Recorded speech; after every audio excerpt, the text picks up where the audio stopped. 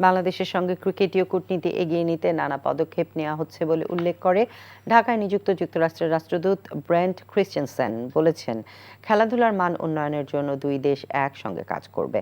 মিরপুর শেরে বাংলা স্টেডিয়ামে ক্রীড়া সাংবাদিকদের সঙ্গে প্রীতি ক্রিকেটে এসব কথা বলেন তিনি।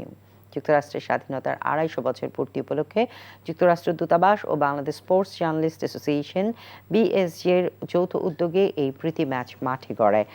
ম্যাচ শেষে দুই দলের মধ্যে পুরস্কার বিতরণ অনুষ্ঠানে উপস্থিত ছিলেন বিসিবি সভাপতি তামিম ইকবাল, নারী দলের অধিনায়ক নিগার সুলতানা জ্যোতি, বিএসজে এর সভাপতি আরিফুর রহমান বাবু ও সাধারণ সম্পাদক এস এম সুমন। প্রাণবন্ত আয়োজনের জন্য সবাইকে ধন্যবাদ জানান যুক্তরাষ্ট্র রাষ্ট্রদূত ব্রেন্ট ক্রিশ্চিয়ানসেন।